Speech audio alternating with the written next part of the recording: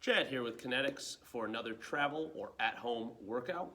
We'll go over our prep, sweat, and breathe portion today. Keep in mind, you'll have opportunities to add some resistance or load if you do have access to kettlebells or dumbbells or bands or anything like that. You'll also be given some rep ranges and set ranges so that you can adjust the duration and the amount of volume or work that you'll get done in the workout based on how much time you have available, as well as where you're at in your current fitness journey. Okay, we'll get started here with our prep section first. We have 3 to 4 sets of 30 seconds of jumping jacks, 30 seconds of butt kickers, 30 seconds of a 2-step lateral shuffle, 30 seconds of high knees, and then lastly, 3 to 5 individual vertical jumps. So if you need a timer and you don't have one already downloaded on your phone or iPad or whatever it is you're using, we recommend the Push Press Timer app. Ugh, having a hard time saying that. The Push Press Timer app. It's free. It is really easy to see. It's audible if you're using it on like runs or anything like that. So it's a nice, simple to use timer that we like. But you'll have 30 seconds at each of those first 4 movements and then 3 to 5 reps of the vertical jumps. So let's take a look at everything. For our jumping jacks, just good old-fashioned jumping jacks, getting those arms up over our head, light on our feet, okay, just getting the blood moving a little bit. As soon as you get 30 seconds there, we're gonna go into butt kickers, making sure that I'm pulling my heel across the floor, kind of like if I stepped in some dog poop or something outside, and I'm trying to smear it off the bottom of my foot. So I'm gonna go into my butt kickers, pulling that heel up, trying to literally kick my butt with my heel, and we don't have much, if any, forward travel of the knee. So it's all hamstring pull. After we finish those, 2-step lateral shuffle. Depending on what your setup looks like, I'll give myself a little space here. If you have enough room, you can do the 2-step lateral shuffle, which is as it sounds, point of contact on the ground here. I'm gonna touch, slide, slide, touch, slide, slide, touch, back and forth for 30 seconds. If you're working with really limited space and you can't quite do that, we're just gonna replace that center foot and we're gonna do a lateral step floor touch. So rather than traveling, we're gonna stay put in one spot. I'm gonna reach down, and as I come up, I replace the foot. Okay? Make sure when you're doing these that we're hinging the hips back, right? So as I reach to the floor, I'm hinging back. I'm not just bending over. Okay, big difference there. So hinge those hips back, stay braced and athletic through your torso.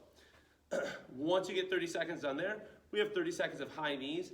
We're just running in place, driving that knee up to hip height or slightly there above, staying light on our toes, okay? 30 seconds high knees, and then lastly, we have 3 to 5 reps of a vertical jump. With our vertical jump, I want you to hinge those hips back, swing the arms, right? That reverse high five, okay? Land softly and reset. Okay, so we're doing 3 to 5 individual reps, okay, broken up by resetting after we land softly. You have 3 to 4 sets total of your prep work. After that, move on to the sweat piece. We have 4 to 6 sets, okay, and we have 4 movements.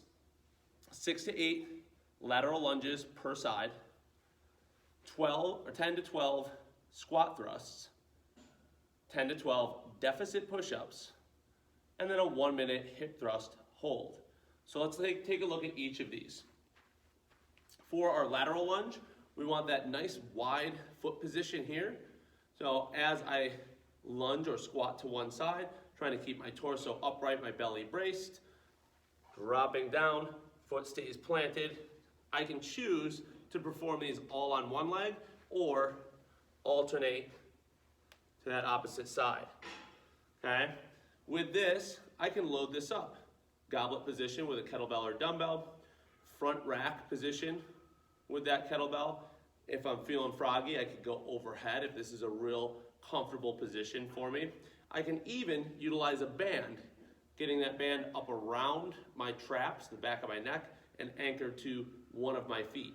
If I'm using the band, I need to do all of my reps on one leg, then switch the band to the other foot, all my reps on the opposite leg. Okay, 6 to 8 repetitions each side there. Once we're done, we have 10 to 12 squat thrusts.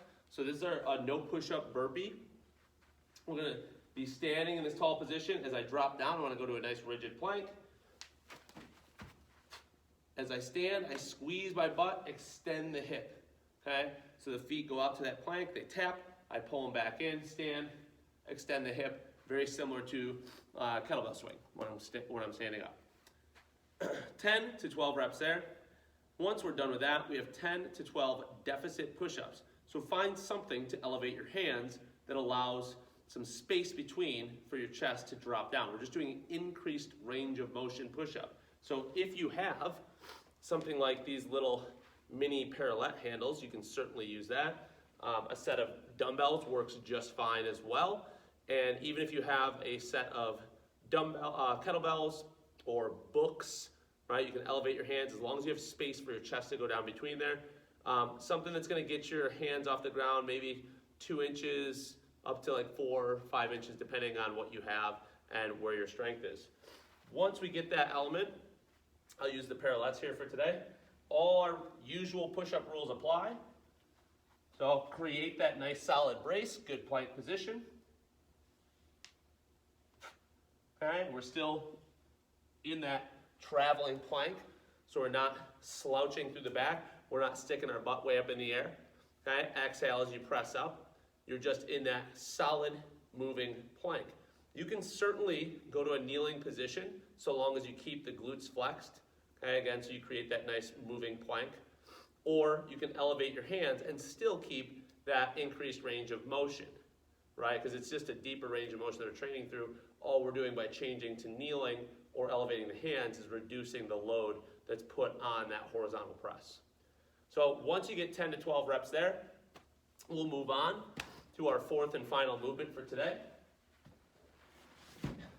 That's going to be your hip thrust hold. So you'll need a couch or a bench or a chair, something to brace your shoulders on. And from here, I'm going to drive my hips up, squeezing my butt, and hold. In that hip thrust hold, you can load that up by placing a dumbbell or kettlebell or sandbag, whatever you have, across your hip, okay, to add some load. You can also loop a band across your hip and then down underneath your heels. Okay, so you get this band underneath the heels, up across the hip, and then you can load that up with some band tension. Okay, so now I'm here, and then again I just get into my hip thrust position, and now I have some additional band tension. Okay, once you complete 4 to 6 sets of our sweat, you move on to our breathe portion. 5 minutes in a static back position.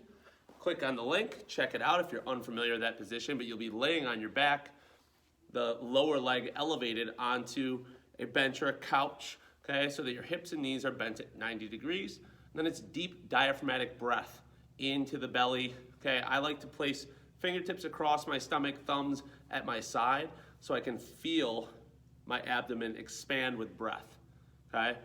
Spend at least 5 minutes there. If you can extend it to 10 or 15 and incorporate some sort of mindfulness or meditation, we definitely encourage you to do that. Enjoy your workout, and we'll see you next time.